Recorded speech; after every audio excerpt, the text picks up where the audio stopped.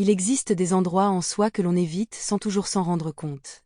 Des zones sensibles, silencieuses, qui réagissent avant même que le mental comprenne. Ce sont les blessures de l'âme. Une blessure de l'âme ne naît pas toujours d'un événement spectaculaire. Elle peut se former lentement, au fil de paroles non entendues, de besoins ignorés, de moments où l'on a dû se taire pour continuer d'avancer. L'âme enregistre tout, même ce que l'on croit avoir oublié. Ces blessures influencent la manière d'aimer, de se protéger, de se relier aux autres. Elles créent des réactions automatiques, des peurs diffuses, des élans retenus. On ne sait pas toujours d'où cela vient, mais on sent que quelque chose se referme à l'intérieur. Certaines blessures rendent l'âme méfiante. D'autres la rendent dépendante, ou trop exigeante envers elle-même.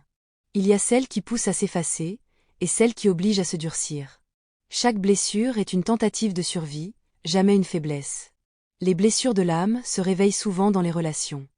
Un mot suffit, un regard, une absence. Et soudain, une douleur ancienne refait surface, disproportionnée, mais bien réelle. Ce n'est pas le présent qui fait mal, c'est ce qu'il touche. Reconnaître une blessure ne signifie pas s'y enfermer. Cela signifie lui redonner une place juste. Lui permettre d'être vu, sans jugement, sans lutte. L'âme n'attend pas d'être réparée, elle attend d'être écoutée. Lorsque les blessures sont reconnues, elles cessent peu à peu de diriger les choix.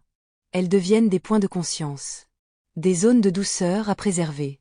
Des repères qui apprennent à respecter ses propres limites.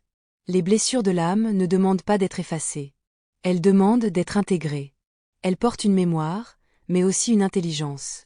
Elles montrent là où l'âme a été touchée, et donc là où elle est la plus vivante. Sur ce chemin, d'autres couches plus anciennes peuvent émerger. Des souvenirs qui ne viennent pas seulement de cette vie. Des traces plus profondes, plus diffuses. Le prochain épisode nous mènera vers les mémoires de l'âme, ces traces invisibles du passé qui influencent les ressentis, les élans profonds et certaines expériences, même lorsque leur origine semble impossible à nommer.